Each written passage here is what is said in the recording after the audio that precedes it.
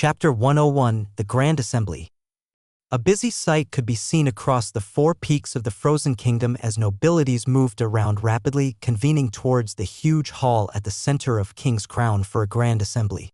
Many were apprehensive as they could see the signs of the full preparation of an all-out war, with battalions of mercenaries and adventurers being grouped with soldiers ready to move out.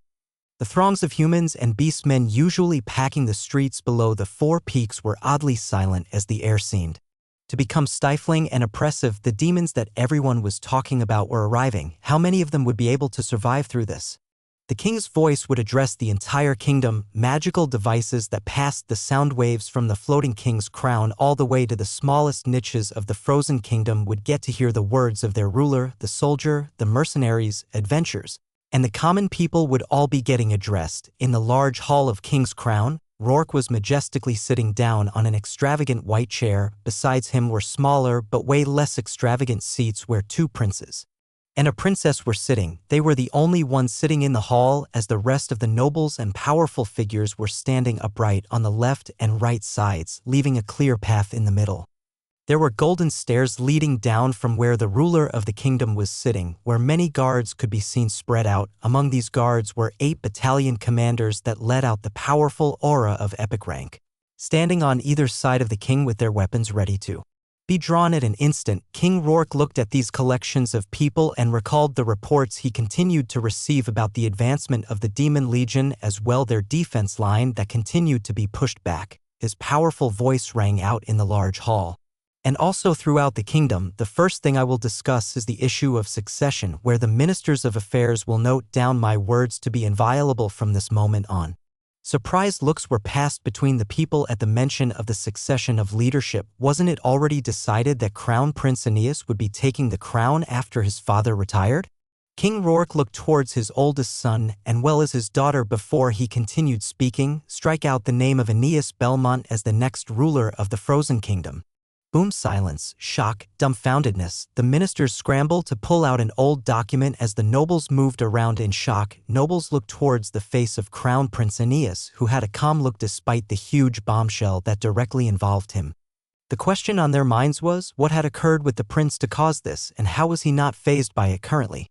My son has failed to show the proper judgment of a future ruler these past few years and has lost his right because of it. The one to succeed me in the event of my retirement or death shall be Adelaide Belmont. The nobles that did not think they could be more surprised received another shock as one successor was named right after another was taken down. The king would not let them revel in their shock for long as one name was taken down by the ministers and another added in, where he continued speaking. Battalion commanders, swear fealty to the future ruler of the frozen kingdom. His powerful voice was addressed to the epic individuals that held the military power of the kingdom. They had risen together with the king and were extremely loyal, with bonds being closer to that of brothers. The 8 epic individuals present nodded with impassive faces as they kneeled towards the icy face of Princess Adelaide. Boom. Wild power flew out as the battalion commanders spoke imposingly. We greet the future queen. The scene would be etched down in history as the magnificent and powerful individuals swore their fealty to the future ruler. Power was everything in this world, even if the legendary Rourke Belmont were to disappear from the face of this world tomorrow. As long as these epic battalion commanders were behind the new ruler, they would face no opposition. The face of Adelaide remained as icy as ever as she nodded, while the face of the one formerly known as Crown Prince still retained its calmness, forcing many people to wonder what was holding the face of this prince together. As for their younger brother who sat beside them, he was the only one showing emotions of shock among the 4 royalties present in the seats as he looked back and forth between his family members. With that matter being settled, we will move on to the next.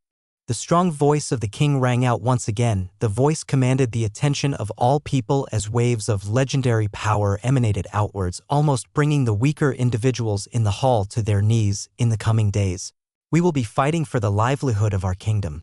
We are a peaceful kingdom with no wars waged over the last decades. We want to continue developing and live in happiness, living behind all the misery that many humans faced. This world is rich with life, but we are only a minor part of it now.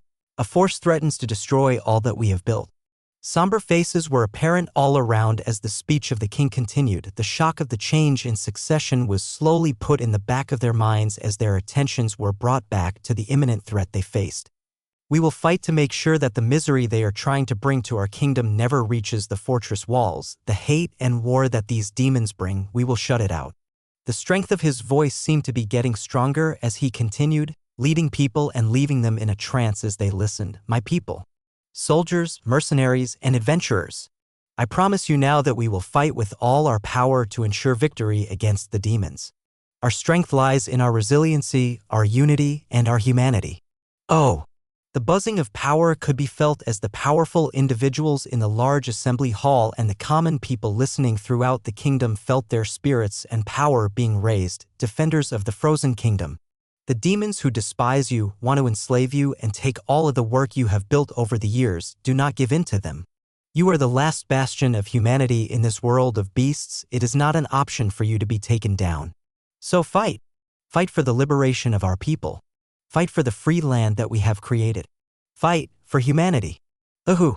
The spirits and vigor of all the people listening rose to an all-time high as the king's speech finished. The king gave the command, and battalion commanders began moving out with their soldiers, mercenaries, and adventurers as they prepared for the coming clash against the demons. Chapter 102, Trial of Supremacy 1. It seemed much of the knowledge that humans had of the floating land masses they called nests were in the wrong. The land masses were called spiritual lands by the knowledgeable ranks of beasts. With the dense essence that continued to birth monsters being a constant trial of power, it was a brutal trial where those that were defeated were used as the fuel for the victors to continue rising. After a significant time period has passed where higher-ranking beasts appear, the trial of supremacy will take place. This trial differed depending on what tier the spiritual land was, with Tier 1 blessed lands having trials most fit for those just entering the epic level. Only those at that level or lower could possibly participate in the trial. With anybody above it being qualified, the trial for a Tier 2 spiritual land was even more rigorous, where similar levels of power as Tier 1 were required, but the trials were much harder. I haven't yet found out the specifics for Tier 3 spiritual lands, but they were most likely a battlefield of legendary individuals. The current Skypeak nest I was in was a newly upgraded Tier 2 spiritual land with 15 powerful epic beasts meeting the requirements to participate in the trial. Ever since the upgrade though, even though the chances of success had increased, it had become much harder and none of the beasts had been successful. This was where I came in. The transparent figure that I still do not know the name of had been monitoring the spiritual land she had upgraded, waiting for the rise of a legendary beast to bolster the defenses against demons. The ones who had opted to take the trial could not make it past the second stage. When I took down the white-furred beast who was a participant of the trial, it granted me the right to take his seat. The time after that, they just waited for me to come back. Before the Emperor Penguin acted to transport me to this location. This was deep underground, at the center of the spiritual land. It was a wide expanse of frozen land that stretched out for miles and enclosed all around. I looked towards the evened-out surface around us, and then at the epic beasts in the surroundings. I then asked the transparent red figure still floating in the skies, "What is the first stage of the trial?" The first stage is to simply defeat an opponent of the same level during the trial. The trials after that will have increased levels of difficulty. If you agree to take on the first stage and onward, you are staking your life and you cannot back out. Even if you were defeated, you will have to remain and continue trying for years to come as your power grows. If it happens that you die, well, that's that. My thoughts quickly moved at this new information and I replied before long, bringing the cold blade in my hands close to me as I spoke. "When do we start?" Haha, I like that confidence. All the beasts here have tried and failed to pass the second level. It is simply too rare for a being with a powerful, unique skill to be born, so I have high hopes on you making my work here a success. At the wave of her hands, another rumbling ensued around us as a large golden door rose from the ground. This door will transfer you to the pocket in space where the trial will take place. I looked to the golden door and then to the menacing beasts that were giving me contemptuous looks all around. This was especially so for the cold Emperor Penguin that had its head raised high and looking down arrogantly. Its eyes turned into cold slits as its voice rang out beside my ear. "A human has never before qualified for this trial, and there won't be one that passes it. Pray that among your opponents, you do not meet me." The beasts backed away at the motioning of the transparent figure that I turned to and asked, what might be the identity of the one I've been speaking to all this time? The figure in the air stalled a bit as an elegant smile bloomed. My identity? You'll be worthy of finding out if you pass the trial successfully. Good luck, human. The transparent red figure remained still in the air as I looked towards the golden door and moved forward. She held no aura, but I could still feel bells ringing in my head whenever she made a threat earlier. But this trial, I was looking forward to the surprise it would bring once I've cleared it successfully. Guaranteed advancement to the legendary rank? Haha, let's see what gifts you will be putting on my lap. I moved without hesitation and placed my large incarnation's hand on the golden door, my figure disappearing soon after. The transparent woman floating in the skies looked at the disappearing human that was transferred to a different space as her lips perked into a smile. She only had a small amount of her consciousness sent to these frozen lands to observe the invading demons as well as bolster the strength of the beings here. She thought it would be a pity if the small kingdom that the humans had created was wiped away so easily, so she was magnanimous enough to try and provide them reinforcements through the trials of supremacy. Who knew that the humans would shoot themselves in the foot and continue to reduce the number of beasts in the nearby spiritual lands that could have participated in the trials over these last decades, making her task of finding a talented one that could pass the trial extremely hard. By spending some of her treasures, she successfully elevated the tier of the spiritual land as well as the other two that have yet to find an owner in these northern lands. She was able to watch the production of a few powerful epic beasts in these three lands. But they still were not powerful enough. She was about to give up and see if any of the forces would have a powerful hero to spare amidst this war to send them to the north. That was her thought process until this human made his appearance. From a weakling to someone of significant strength, this very quick process was observed by her personally whenever he landed on the spiritual land. The fact that the world had blessed this human with a unique Dever-class ability made him very special. She hadn't seen a minor species favored with such a talent in the hundreds of years she has lived. If it appeared within the ranks of the mythical beast clans, that would be in the norm and she wouldn't bat an eye, but this was a human. So how would he fare against this trial normally meant for the most powerful of beasts? What made him all the more interesting was the fact that his mind was not encroached and consumed after he absorbed the essence of a being that had already consumed one of the demon's horrendous products of abyss magic, the power jewel. Her fair face turned stern as she recalled the terrible power the demons continued to show as the war continued. She would give them no leeway and completely decimate their forces as time passed. Not another inch of the beast world will they continue to lay claim to. All of those invaders had to die. Chapter 103, Trial of Supremacy 2. I was transported into an environment of extreme heat as I found myself in the air, surrounded by molten flowing earth below me. The air was extremely stifling as gaseous vapors were released continuously, making this seem like the closest decision of hell that I had come across. I was still comfortably enclosed in the corrupted Sword Saint's incarnation as I floated in the air looking for the opponent of the first stage of this trial. A blinding light shined in the air as a large winged creature spanning more than 10 meters appeared. This was one of the more terrifying-looking creatures that I had seen among the beasts that were encircling me. It was something out of a human's wildest nightmare, a winged spider. For large wings proudly erupted from its back as more than 10 legs powerfully wiggled back and forth. Its ferocious face released a piercing scream as poisonous saliva spluttered all around. I began by summoning the Plague Bearer and activating Saint's Return. Watching both the monstrosity of a beast come to being as well as a golden phantom appearing behind me releasing buffs and continuous heals. The spider moved first, releasing a spray of white from below its abdomen that formed into multiple long and sticky threads. The summon howled out as its wide wings flapped towards the enemy. My 8-meter-tall incarnation vanished from the spot and appeared in the air above the spider, the long blade tinged with icy coldness from absolute zero striking down. The transparent red figure was observing the human and the origin of the beast that had been transferred into the first stage of the trial through a circular mirror that played the battle at high speeds. The rest of the powerful beasts were obediently sitting behind the woman like well-behaved children as they also looked on. The battle was not going in the favor of the winged spider as it was besieged by powerful physical attacks from one side, and a poisonous beast belching out poison on the other, it had been retaliating this entire time with its many sharp legs and poison, as well as a destructive skill that formed multiple 5-meter-long bone spears to hone in on their target. The spears were all struck down by a swing of a sword or smashed into the body of the incarnation, causing damage that was seen to be healing rapidly after only a few minutes passed as they watched. And they observed the sharp legs of the spider being cut up as it also lost one of its wings in the fiery environment that the two of them were in. A storm of cold was constantly spinning around the large figure of the human. With the stroke of his long blade, layers of ice would be left on the spider's body as the battle was drawing to a close. Its body continued to slow down, and eventually the long blade pierced it from its abdomen as it let out a long screech. Dying from the strike that spread out destructive cold elements all over its body, the woman looked at all this carefully as her eyes shined with colorful lights.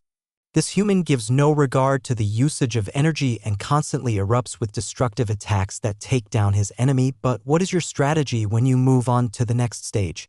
If you do not conserve your energy, how will you proceed from now on? She was curious about this human that continued to bring her surprises. Someone of her stature would not normally pay attention to an up-and-coming epic individual or watch them this closely. But she just had a hunch that this human could grow up to be a powerful piece. Her choice to send this consciousness to these frozen lands was only a whim, with the excuse of it being a loss if the lands and their inhabitants were given over to demons. The thought just passed through her mind, so she did. Now it seemed like her hunch had brought her something unbelievable to play with once again. Wild energies revolved as a beast was transported back to their surroundings. It was the winged spider that was now severely weakened. With its origins severely damaged from the death that just occurred in the trial ground acted similarly to a dungeon that only appeared when someone was challenging for ownership of a spiritual land. The opponents that were contending for the same thing would have their origins sent to fight the other challenger. In the event of their death, their origins would be severely weakened, and if it repeated again in a short time span, they would face true death. The trial for this spiritual land was fairly straightforward, as many were just a test of strength. A few minutes passed before the woman motioned forward as 3 new beasts neared the golden door obediently, and they disappeared. She had been directing the trial of this land ever since she caused its upgrade, as it would normally be automated by the spiritual land itself. Not many people could do the actions she was doing, as they would have had to pay a large price that wasn't worth the rewards of a Tier 2 spiritual land. Even after they did this, they couldn't obtain the spiritual land for themselves, as the trial for ownership was strictly set with its own requirements. This was why the other 2 spiritual lands in the north still had no owners, even if all the powerhouses of the beast world knew about them. The beasts that were naturally born in these lands would constantly fight to see if they can obtain ownership themselves. Figures from mythical kingdoms usually sent their promising up-and-coming powerhouses of epic or legendary rank to see if they were qualified enough at the same level to pass the trials of some of the spiritual lands spread across the beast world. They weren't things that could just be snatched away if you had enough power. You also had to meet the base requirements they set. Someone of her caliber would only be able to compete for a naturally formed spiritual land of a much higher tier, but with her power, something like this small upgrade was manageable now. She was curious how the human would face 3 beasts besieging him from all sides after he just finished a battle with one. The environment in the crystal mirror in front of her changed as the challenger and his opponents appeared in a grassland environment. Greenery was spread all around as the figures of the newly transported beasts became clear, the ones to face him in the second stage of this trial that many of these beasts had previously failed in were the fat walrus, an extremely well-built polar bear, and a sharp-toothed naked mole. The beasts circled the figure of the human and his summon menacingly as they recalled how he had taken care of the winged spider. They had watched how he fought, but would it be of any use against this human? The woman watched interestingly as the scene began to play out. Would this human really be able to pass the trial of a spiritual land for the first time in history? Their species had always been weak and would never stand out as the most powerful at any stage. There have been instances in history where they came across trials of spiritual lands, but none had survived to tell the tale. The treasures and wonders of spiritual lands were only ever enjoyed by beasts, as it was where many of them first came to consciousness and fought with all their strength. creating powerful legends of beasts over the years who created their own kingdoms. It would be interesting to see how the first human to own a spiritual land would build it, but all of that was fantasy unless this one did the impossible. So, how would you face beasts that normally have tougher bodies and more mana than the normal human of the same level? The battle began with the three beasts circling and throwing attacks on all sides while staying a distance from the human. The naked mole was throwing out deadly water spears that rotated at high speeds while the polar bear threw out attacks that detached its sharp claws towards the human. Loud clangs could be heard as the human knocked off these attacks with a swing of his sword, freezing the water spears and extending claws while defending from the only beast that was fighting it out with him at close distance. The walrus, the poisonous summon, was seen belching out a venomous breath that disrupted the tempo the beasts had created as the battle raged on. It was a deadly stage that even the most powerful beasts born in the spiritual land had not been able to pass, as they were eventually drained of energy while facing so many opponents. Would this human hold even more surprises? Maybe the Devour class unique skill he held would allow him to continue getting stronger with every defeat of his enemies, but would they give him the time to absorb and ingest the essence he devoured? The woman's thoughts were interrupted as the scene rapidly changed in the mirror. Tens of minutes had passed as the three beasts found their tempo and pushed the human back. They all suffered varying degrees of injuries as their bodies were filled with bloody and frozen gashes.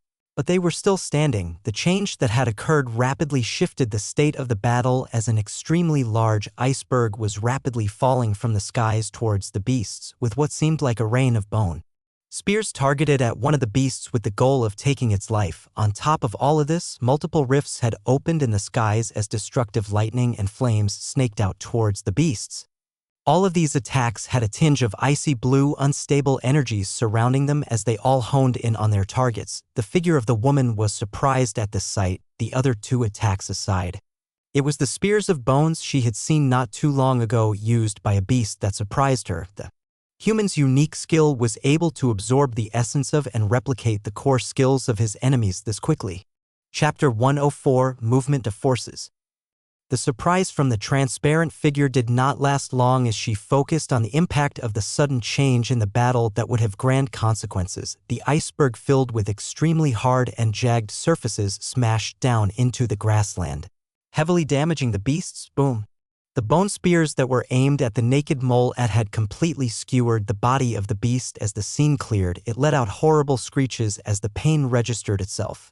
And a cold blade was all that it met as the incarnation of the human flashed at its position and took its life. The remaining two beasts came out of the changed land that was now filled with cold glaciers as they howled maddeningly at the human, resuming their attacks with increased vigor. The beasts and the woman, watching the clear mirror, showed different reactions at this development, as the arrogant emperor penguin had a cold light shining in its eyes as it watched the battle continue.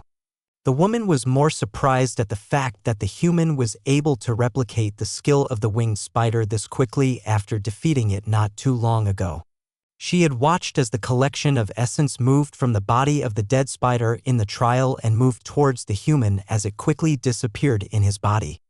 She took this as his Devour class unique skill, where normally a significant amount of time would be required before the core essence of a being would be absorbed and the intricacies of its skills would reveal itself.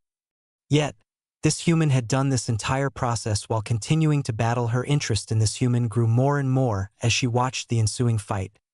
Two forces were moving closer and closer to one another, with a battle becoming more and more imminent as time passed.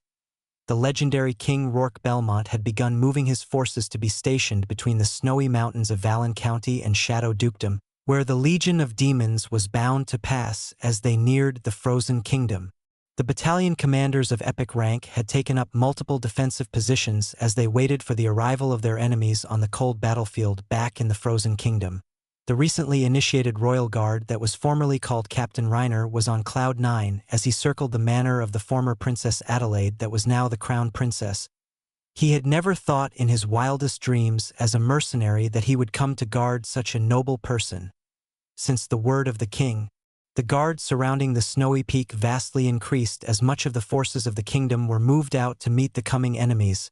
Reiner could see the veiled face of the princess on the terrace of the manor that seemed to be staring at a direction outside the kingdom. He wondered, what thoughts would the princess be deeply thinking right now? Would it be of her family that was setting out to battle, or the people she would be in charge of in the future? The royal guard was wildly imagining many things that could have been passing through the mind of his revered princess, but he could never imagine that all of his guesses were completely off. Adelaide was repeating the last message that had come across the communication medallion that was connected to another person miles from here. The last message she received informed her that something unexpected had occurred, but it was something good that would boost their power against the demons. Even further, the Sir mentioned that he would try to finish it in as little time as possible, and then come to reinforce the battalions of the Frozen Kingdom against the demons. She had never once lost confidence in him, his actions continuing to show just how expansive his strength was. She even wondered if he was just over-preparing for the coming fight. The many things that had occurred were all due to the chance meeting they had some weeks back. Since then, a dangerous threat had been taken care of, and she was given an even higher position. She smiled in wonder at her unique skill and the man that made it possible. Everything she gained would all be given to him, as she wouldn't have any of it without him. He was the person that had saved her from certain doom. Even now, the battle that many people were despairing at, she was not too worried about it. She didn't worry about the fate of her father, nor of her younger brother that was acting as a commander. She could care even less.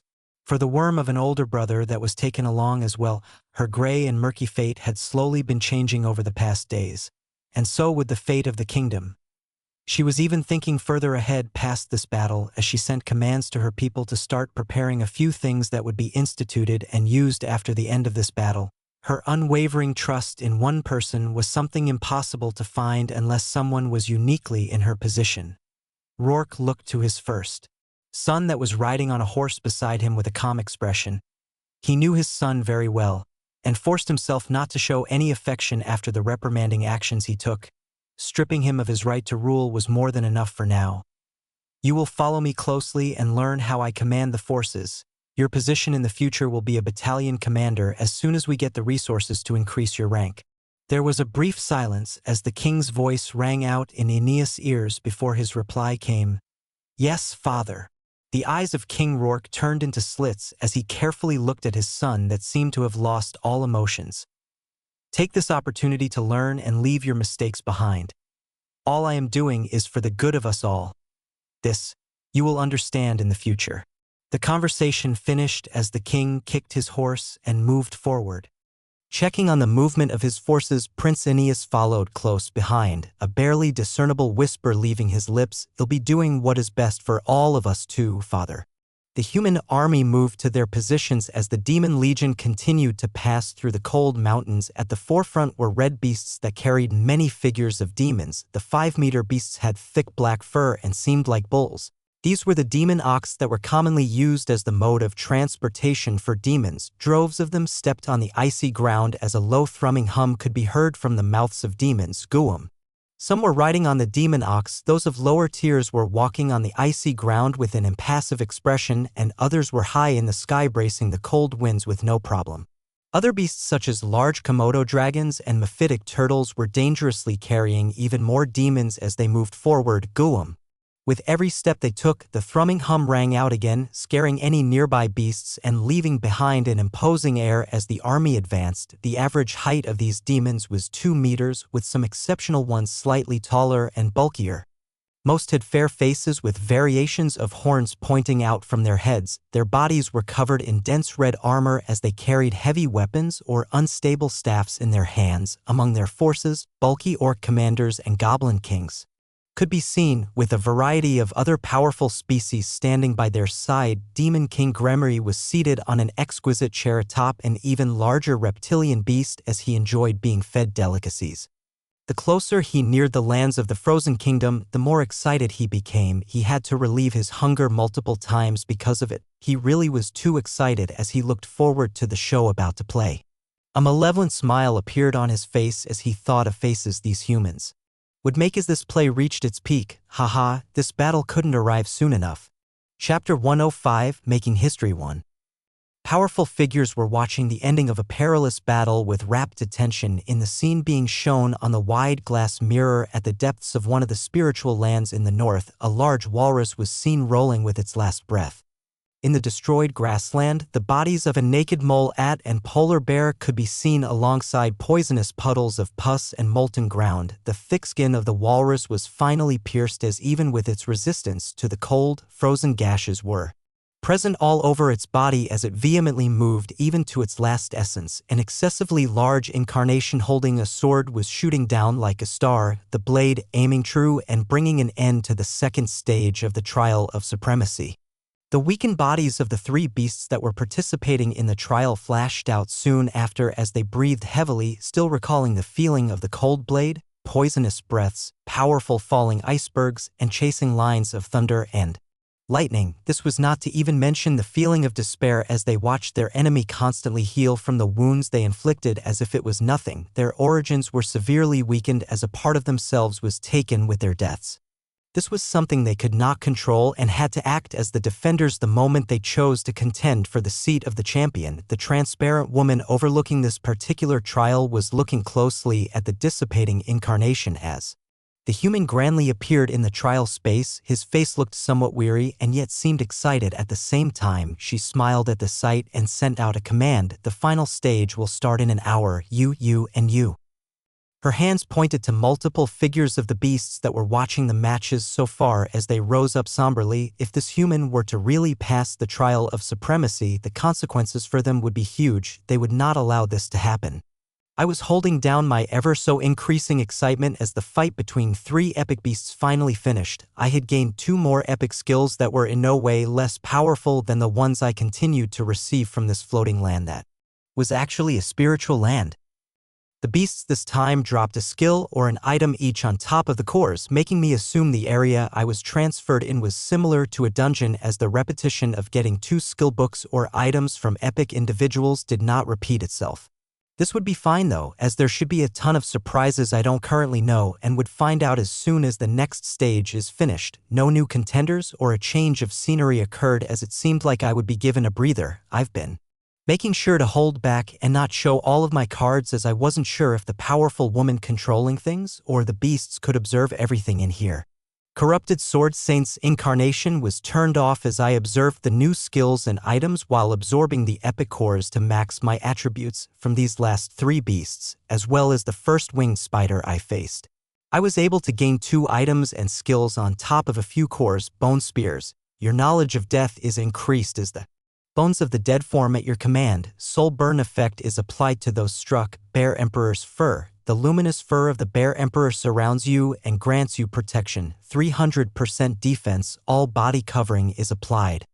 The items were even more exquisite. Rat King's Mask has the effect of completely concealing your aura and changing your face. Primitic Guardian. Forged from the extremely tough skin of a mammal, it never breaks from attacks of the same level. My excitement couldn't be kept down because of these new spectacular skills and items. I patiently waited for the final stage to arrive, as I was expectant of how many beasts I would face before passing this trial.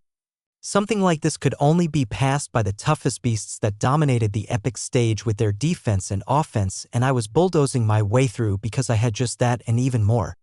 I would be careful not to show too much to this powerful figure that attributed my quick rise of power to a unique skill. Even more of my attention was placed on this idea of a spiritual land. If the least of the rewards was something that helped beasts advance to the next rank, what other rewards were there? I didn't wait too long, as a bit over an hour later, the scenery around me changed once again. This time, a snowstorm was active all around as I appeared atop a frozen mountain.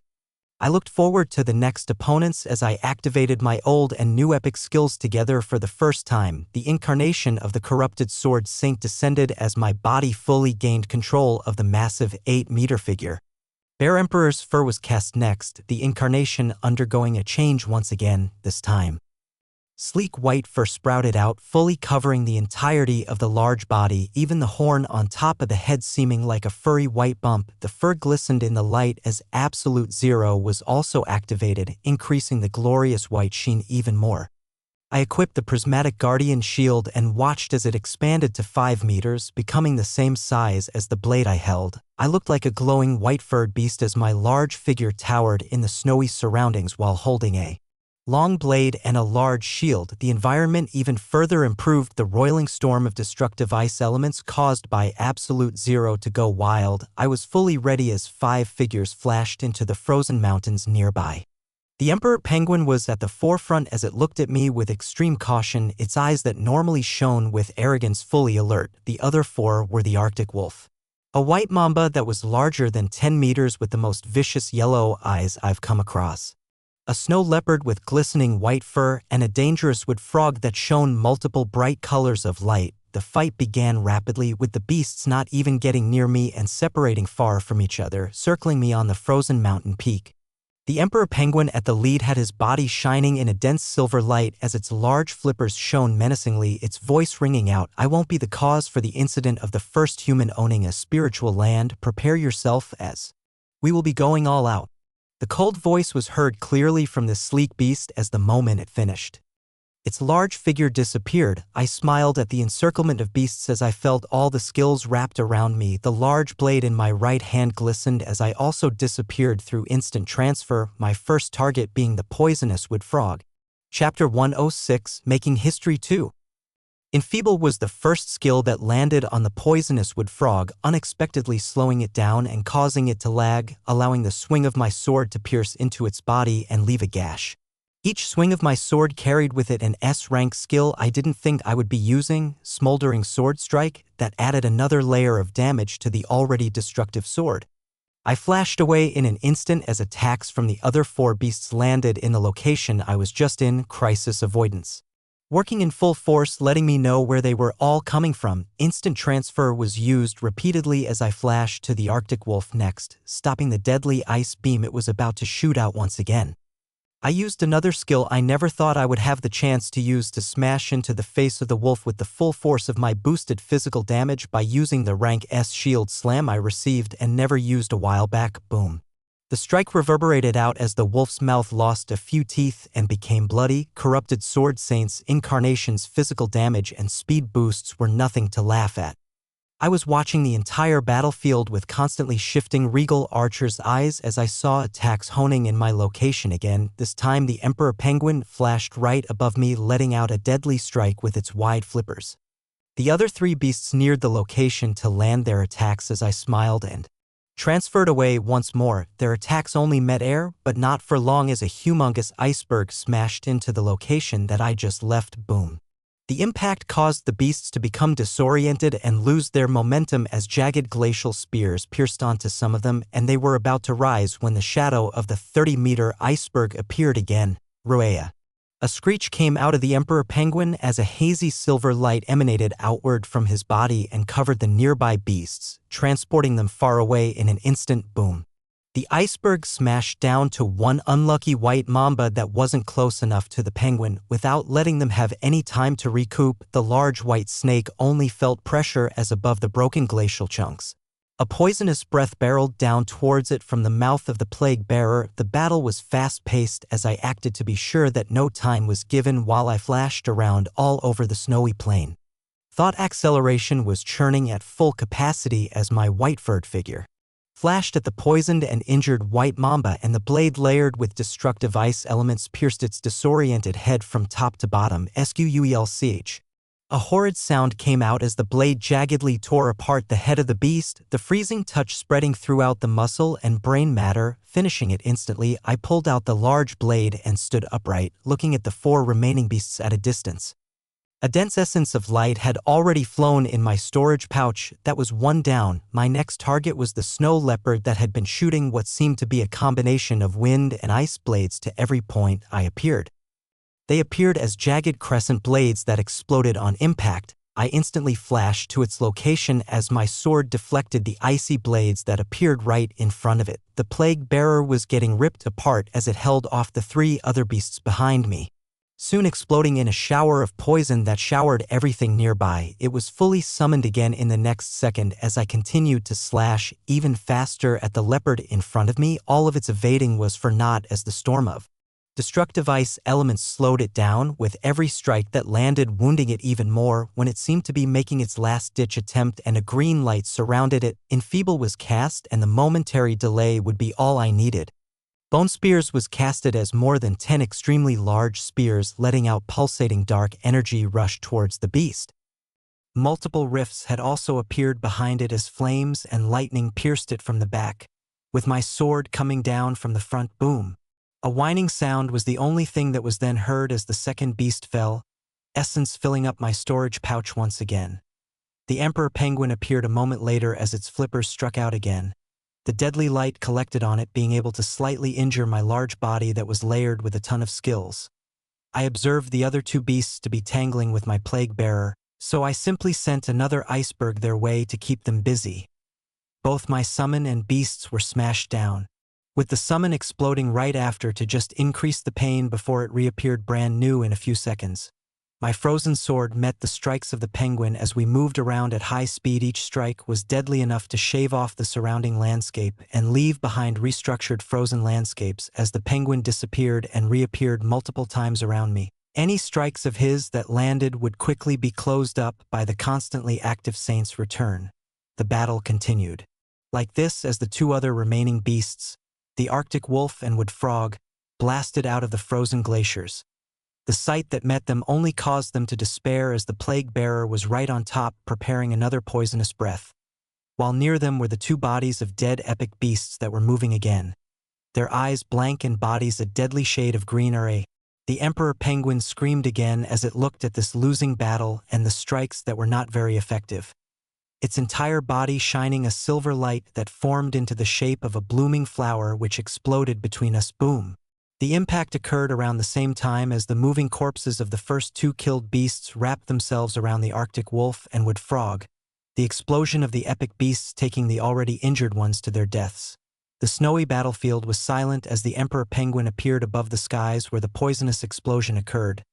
It was the only one left. Various injuries snaked across its body as my large incarnation floated in the skies towards it. My incarnation that was filled with fur and looked like some sort of ferocious beast was leaving behind a trail of cold air as it moved. There was no place for the Emperor Penguin to go to as it looked to my coming figure unwillingly. Its body glowed with that silvery light as it dashed towards me at full speed. The destructive storm of ice around me raged as I unequipped the shield and held the long blade with both of my hands. The Dark Slayer sword style that came with the incarnation was active as I held the blade in a beautiful drawing stance. The poisonous summon appeared beside me as well as multiple rifts opening up behind me. The spears of bones filled with malevolent energies also appeared in mass, fully prepared for the silvery figure of the rushing Emperor Penguin. It was but an instant, but the impact let out a blinding light all around. Boom. Chapter 107. Something phenomenal. Silence pervaded the surroundings as calm returned. The battle of 1 versus 5 came to a stop with the death of the Emperor Penguin. Wild energies flew about as rumblings ensued. Golden light beginning to manifest in front of me as something began forming. Besides this golden light, I began feeling a connection forming between me and something that I didn't yet understand.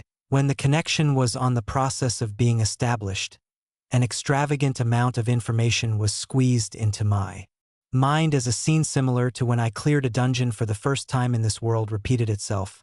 The dense amount of information was quickly transformed into something legible, becoming a skill that appeared in my panel soon after. The skill read, Spiritual Land Management.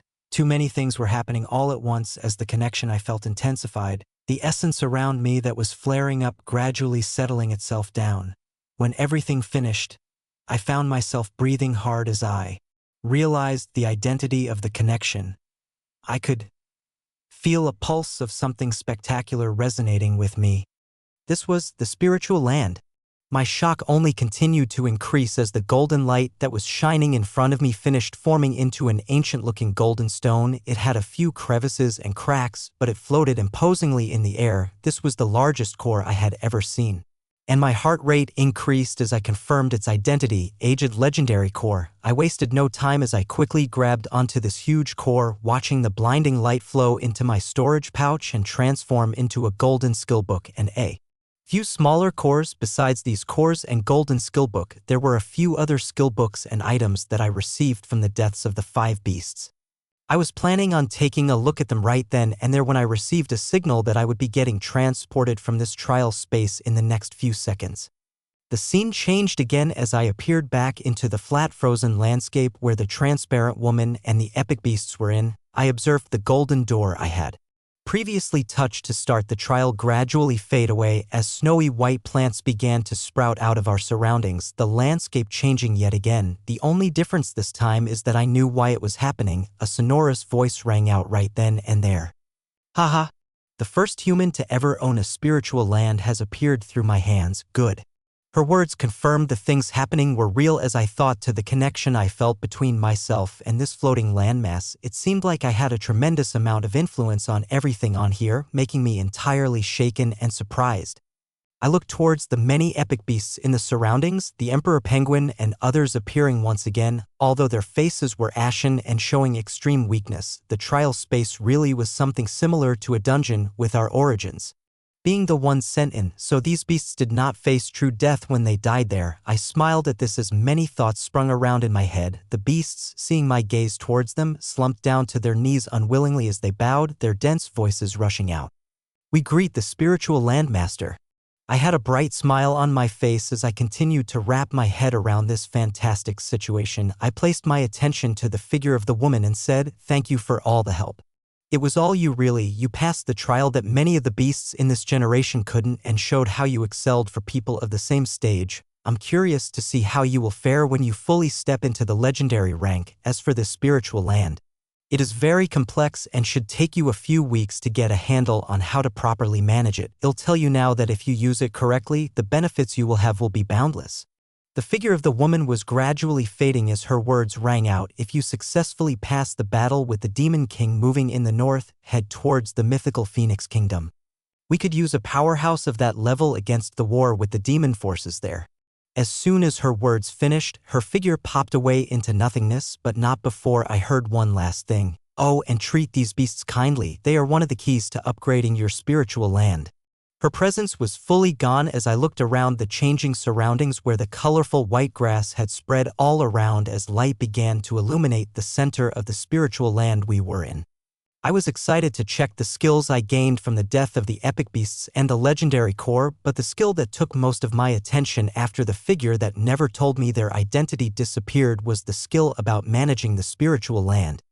I looked for the skill that seemed to hold the most surprises this time as a large panel appeared right when I focused on it. Spiritual Land Management, Frozen Plateau, 2, Beasts, FXXX, EXXX, D, 19, 430, C, 6943, B, 2876, A, 341, S, 68, Epic, 15, Plants, Whitefall Trees, available for planting, Snow Vine, Sacred Rye. Features, Size Regulation, Unlocked, Movement, Unlocked, Anchor, Unlocked, Boost Surroundings, Locked. Architecture, Locked, Frozen Barrier, Locked, Offensive Maneuvers, Locked, Email Protected, Locked, Time Dilation, Locked, Email Protected, Locked. Upgrade, Conditions Not Met.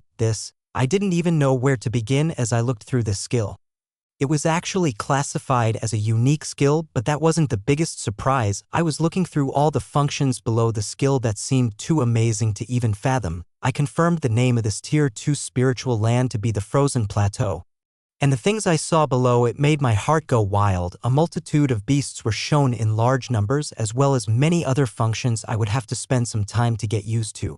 The powerful woman that just left had mentioned that managing the spiritual land would be a strenuous task, but as I looked towards the things I could do with this newly gained unique skill, the possibilities and things I had yet to learn about endlessly opened up in front of me, but they would have to wait as I had to hurry to a battlefield that would decide the fate of the Frozen Kingdom. A stream of consciousness was rapidly tearing through the skies, returning to its main body thousands of miles away. It pierced through the clouds and neared a fantastical floating land that seemed like a paradise. The stream of consciousness was quickly absorbed into the main body of an enormous individual that floated in an expanse of red clouds. A magnificent golden beak shone dangerously as the yellow eyes of the beast flew open. Long and slender fiery wings were stretched outright powerfully as the beast rose. The body seemed to wreath with sparkling golden flames as a majestic imperial phoenix made its appearance. It looked to the north where something interesting had just occurred before its attention soon moved away to other matters. It had done all that was needed and now everything was left to their own devices. The large body disappeared in a blink as it dove down from the paradisical, floating spiritual land towards another much larger floating landmass below it where exquisite architecture became visible to the naked eye. The mind of the powerful imperial phoenix was now occupied with the messages of the movements of multiple demon legions in the surroundings of the mythical phoenix kingdom. The only thought that now passed in this hegemony's mind was, a holder of an ultimate skill of the 7 deadly sins in the lead? Let's see how you will fare against my never-ending flames. Time continued to move, with many pieces moving with it. Multiple hegemonies were fighting their own wars that stretched across the lands. The radiance of their battles, tragic struggles, and bountiful victories continued as something none of them expected was rising in the dark. Chapter 108, Sigil of Hegemony. I forcefully turned my attention from the newly appeared unique skill and looked through the loot of the recent battle, especially the reward of clearing the trial that also granted me ownership of a spiritual land. The first thing looked at were the epic skills and items that dropped at the last stage of the trial, adding to my collection 3 new skills and 2 items. The items were a resplendent armor called Unshattered Charity and exquisitely inlaid boots called Tiger Eyes Roots. The skills were even more spectacular. Teleport. Space begins opening up to your control. Can set up 3 teleport points. 0 out of 3. Can teleport yourself or others to any visible location or previously set up teleport point. This skill came from the source of the Emperor Penguin, and it was a skill that I knew would be my all-time favorite from how I had been moving around so much. The other 2 were just as amazing. Lifesteal. Your health is restored based on a portion of the damage dealt to your enemies. Arctic Breath. Chilled bodies are left in the wake of the icy breath that freezes all that it touches. All of the newly gained epic skills were so fantastic looking that I could not wait to test them in the field, especially Teleport and Arctic Breath. It looked like I would have a tremendous amount of fun with these 2. Next up was one of the main treasures of this whole event. The huge core that broke down into a legendary skill book and a few cores. I looked through the description of the skill and it left me dumbfounded. Sigil of Hegemony. A highly protective sigil establishes itself as far as 30 meters around you, empowering you and your allies while hindering your foes for 30 seconds. Another 30 seconds are required before the runic forces can be activated again. Absorbs half of all damage dealt while active, plus 200% casting and attack speed, plus 200% damage to enemies in sigil, plus 200% speed, minus 50% enemy elemental resistances, minus 50% enemy speed. This I reread the skill description a couple of times as I learned the skill in Stupefaction. This was a legendary skill that provided heavy damage boosts, absorbed more than half of all dealt damage, and even acted to weaken the enemy at the same time. It was such a killer skill that it made me want to test it on the weakened beasts still kneeling in front of me. The only thing that was a slight downside seemed to be that it couldn't be kept active all the time. After the pleasant shock from the skill passed, I looked through the connection with the spiritual land and how I would move from now on. There was a dense amount of information for me to sort through just to understand a percentage of everything to do with this treasure, but one of the few things I could make out was the obedience that the beasts in here would show to the master who gained control of the spirit land they were born in. Everything else would require me to spend a significant amount of time to sort through, so I pulled up the unique skill, Spiritual Land Management, instead as I prepared to move back towards the Frozen Kingdom. Spiritual Land Management, Frozen Plateau, 2, Beasts, FXXX, EXXX, D, 19, 430, C, 6943, B, 2876, A, 341, S, 68, Epic, 15, Plants. Whitefall trees, available for planting, snow vine, sacred rye. Features, size regulation, unlocked, movement unlocked, anchor unlocked, boost surroundings, locked, architecture, locked, frozen barrier, locked, offensive maneuvers, locked, time dilation, locked, upgrade, conditions not met. It showed all the large numbers of beasts currently on the spiritual land that was called the Frozen Plateau, as well the tall white trees I continued to observe on the surface of this land. I honed in on the section of features, size regulation, unlocked. The size of the spiritual land can change as long As a large cost is paid, movement unlocked, defy common laws and allow for the movement of the spiritual land to your desired location. Anchor unlocked, the spiritual land will hold firm wherever you decide to put it. The 3 features that were currently unlocked were crazy enough, and I couldn't wait to see how I could unlock the next ones after that. I looked at the kneeling epic beasts as my figure equipped all the new epic items on my body. The used to be arrogant Emperor Penguin was still kneeling unwillingly on the forefront as I asked, "How much power can you all currently exhibit?" For the ones that participated in the trial, we have less than half of our power remaining. We will need at least a few weeks before we can return to our peak. The Emperor Penguin took the lead, answering with a heavy voice as he kept his sleek, shining beak down. I looked at the large numbers of beasts that showed up on the panel of the spiritual land management as many ideas passed through me if I so chose. It looks like I have gained a constant supply of skills that I can select from. The other side was that I had gained a powerful force of many beasts that I could grow and cultivate. More epic beasts could continue to be born in the spiritual land, as well as possibilities of upgrading the current beasts to legendary rank or even further beyond in the future once I learn more about the tiers of spiritual lands and how to upgrade them. My figure disappeared from the underground space where the strongest beasts were in as I appeared in the skies of the outside world, with the frozen plateau floating grandly below me. The many grand whitefall trees were visible all around as the lower-ranking beasts on the land looked up to my figure.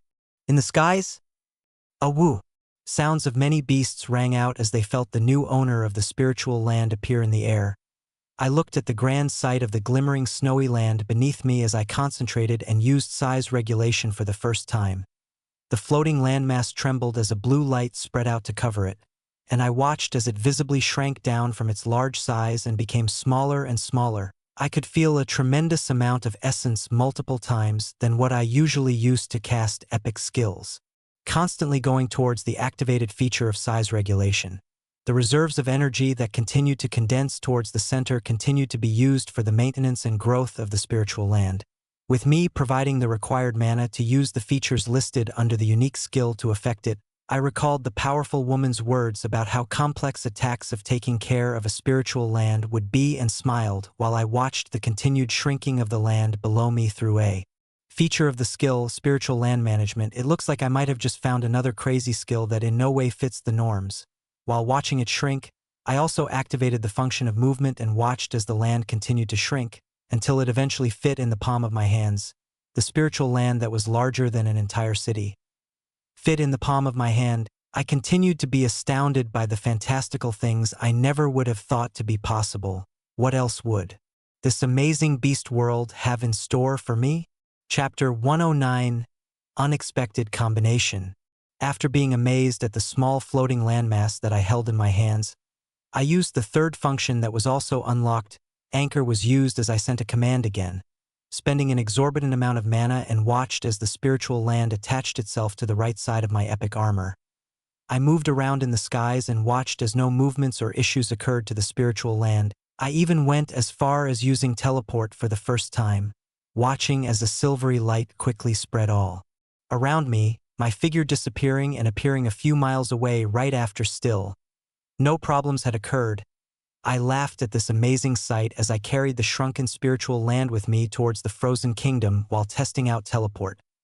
The forces of the kingdom should have already moved out, and I didn't know if they had clashed with the Demon Legion or not. I flashed across the frozen plains at high speed until the heavily armed fortress walls of the kingdoms appeared in front of me. Not too long after, I arrived on the snowy peak with my usual covert skills activated, as well as the Rat King's mask that provided another function of hiding my aura and figure. There were significantly more guards on the snowy peak as mostly humans and a few beastmen moved around. I found the princess on the terrace of the same manner, and she somehow also found out that I had arrived as her veiled face turned towards the skies I was at. I could feel the smile from the veil as the princess went towards closed doors with me following close behind. The updates I heard when she began talking to me privately were huge, to say the least. The discussion was occurring as I also took the time to finish absorbing the epic cores and start on the legendary ones that I recently gained. The forces of the Frozen Kingdom would be clashing sometime soon if they hadn't already, and I had to move fast to join them before too many casualties occurred. The other thing that caused me to be pleasantly Surprised was the fact that this princess was now the future queen. A slight smile came to my face as I thought of the implications of this. I didn't want to spend too much time here while others could be battling this instant. So after knowing about the location of the forces being tiered between Valen County and Shadow Dukedom, I ended the discussion early while enjoying the icy look on Adelaide's face that seemed to portray calmness. But I could see worry at the same time. I couldn't help but reach out towards the delicate face and pushed aside the blue hair, bringing the crystal face fully into my view. "Don't worry, it'll be sure to bring your family back safe and sound." The girl seemed dazed as my hand brushed past her face and I flashed away with teleport towards the direction of the battle. I already set the Frozen Kingdom as one of the 3 teleport points I could come back to no matter how far I was. My direction was the battlefield. As I prepared myself for the oncoming clash against demons, I looked through my constantly changing attribute panel at this time and was met with an unexpected surprise. Noah Osmont, occupation, hunter, vitality. For 10, focus.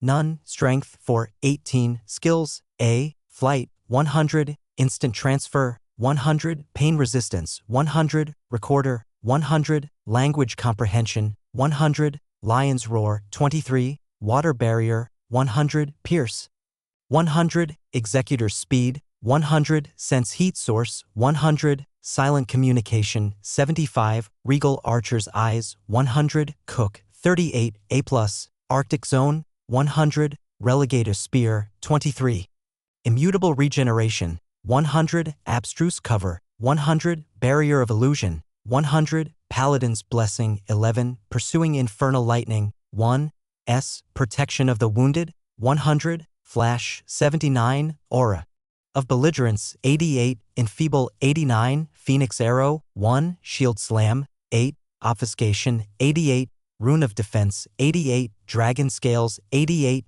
budding farmer, 8, ricocheting shield, 1, bear's fighting style, 1, archer's gamble, 1, lion's heart, 76, speedster, 76, smoldering sword strike, 25, earthen spears, 1, thought acceleration, 76, crisis avoidance, 76, S+, saint's return, 100, devastation, 95, plague bearer, 100, epic, corrupted sword saint's incarnation, 38, iceberg, 25, absolute 0-35, bone spears, 9, bear emperor's fur, 14, life steal, 1, teleport, 5, arctic breath, 1, legendary, sigil of hegemony, 1, unique, spiritual land management, equipment, 3x bearing of storage, airing of storage, S storage pouch, S veiled suit, epic kingslayer, epic rat king's mask, epic prismatic guardian, epic unshattered charity, epic tiger eyes roots.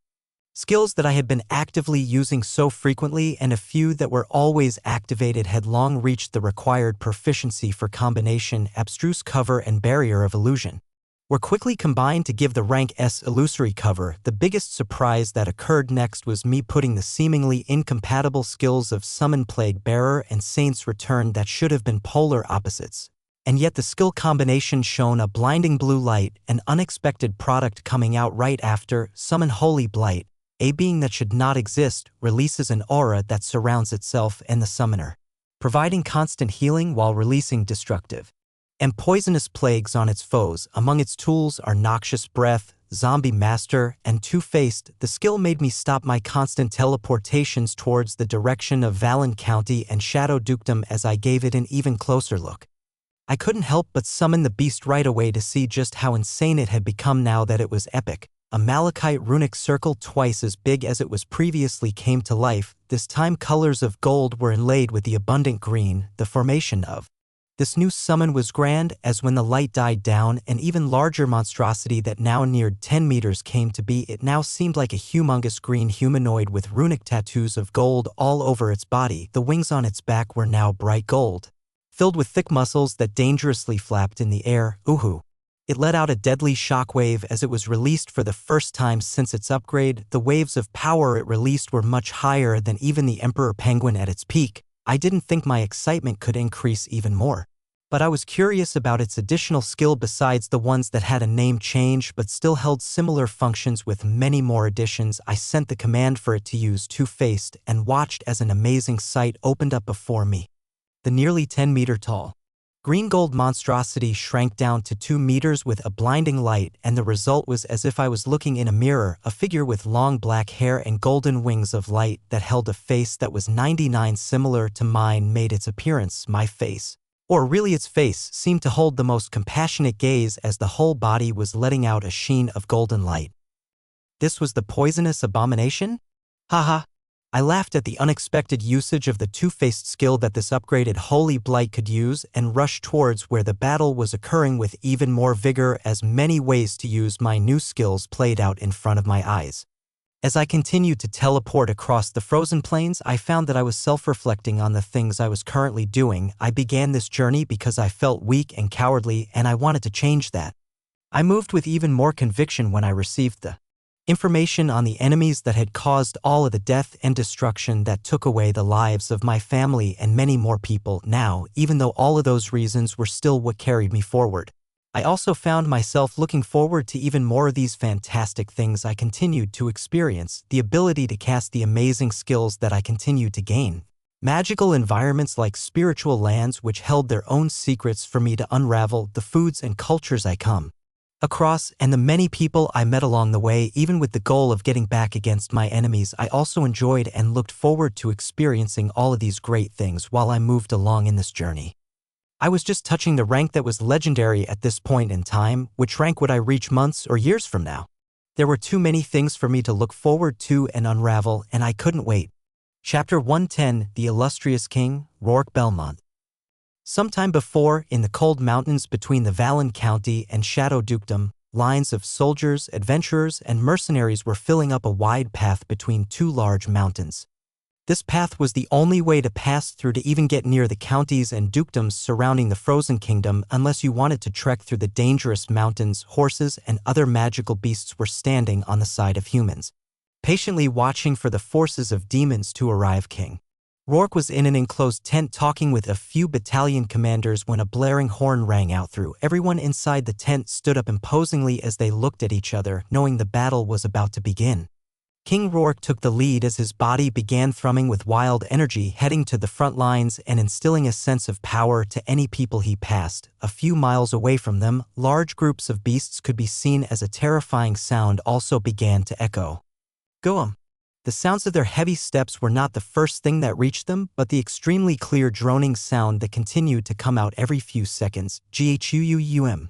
The defenders of the Frozen Kingdom were fully battle-ready as they saw their enemies come to full view. Hearing one last droning sound before everything came to a standstill, the forces of the Demon Legion had stopped. They stood cleanly in their lines. Multiple different ranks of see-through-s mixed in together. Large reptilian beasts and demon ox could be seen carrying many of the demons that had more power. A few mephitic turtles stood imposingly as epic demon commanders could be seen on top of their hard shells that were fastened with luxurious seats. There were multiple demon commanders, many of them holding dangerously red glowing weapons. The largest beast on the Demon Legion's side was a Komodo dragon nearing 10 meters. On its back could be seen an expertly made tent where a gorgeous figure was now coming out of. Demon King Gremory of the 56th rank had made his appearance. He had a sly smile on his face as he pushed the scantily clad figures of succubi back into the tent on top of the beast. As he stepped outside, his appearance was met with horror as he released a pressure that seemed to press down on the wills of all those standing against him. Demon King's Haki was fully activated as Gremory made his debut. He had an imposing air that made him seem like the most powerful in the world, the waves of legendary power making themselves extremely clear. Fear, silence, as these two forces stared at one another. Not a single force moved, only the cold winds of winter that ravaged the mountains could be heard whistling by. King Rourke Belmont was at the forefront of the forces as his body began to burn up and began to expand. He released a blast of light that passed through the snowy fields and offset some of the terror released from the Demon King. His vigorous voice rang out right after, "My people." Hut. The soldiers, adventurers, and mercenaries lined up behind him shouted strongly as they smashed their feet or weapons into the ground, making for an imposing air. A battle that decides our fate is here. Hut. The impact of their weapons or feet hitting the ground was getting stronger as the whole mountain range trembled when it occurred. Fight for your lives. Hut. Fight for honor. Hut. For the families back home. Hut. For humanity. Ahoo. The forces were screaming and moving at full speed as they felt their bodies strengthen to unbelievable degrees, reaching levels of power they had never crossed before. This was one of the skills of the great King Rourke Belmont, illustrious ruler. Majesty is in your blood. Your words carry great momentum to all the subjects that are fortunate enough to hear them. Applied effects are clear mind, strengthened will, and boost power. Unique skill, illustrious ruler, one of the main factors that allowed Rourke Belmont to rise through the ranks and obtain the loyalty of many powerful human forces, eventually uniting them under his rule. The addition of his capable wife, Annalise, had made it possible to preserve the human kingdom for the last century. His body had finally finished expanding, and he stood closest to the Demon Legion as they saw the ruler they would be clashing with today. Rourke's body stood more than 5 meters tall. A thin layer of stretched armor tightly hugged his body. As it shone a golden light, he seemed like the personification of a man made of gold as multiple protrusions of his steeled muscles imposingly stood out. No weapons were in his hands as his fists shone dangerously.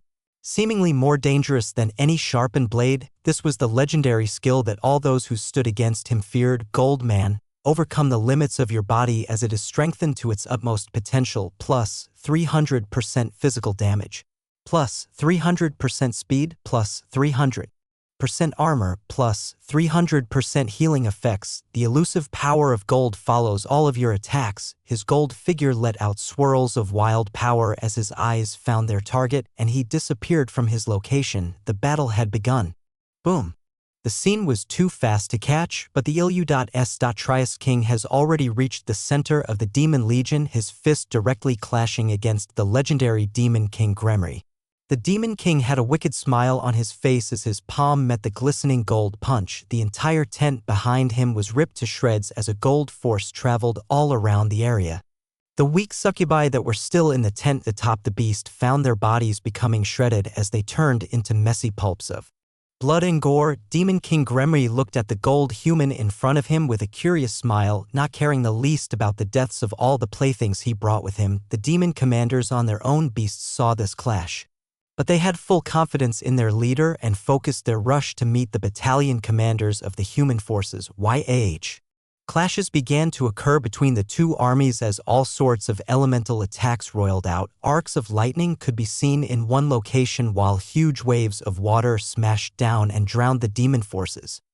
Walls of earth constantly rose and fell as bubbling magma burned soldiers and adventurers. At the center of the Demon Legion, Gremry pulled his palm that had stopped the much larger fist back as he stretched his body.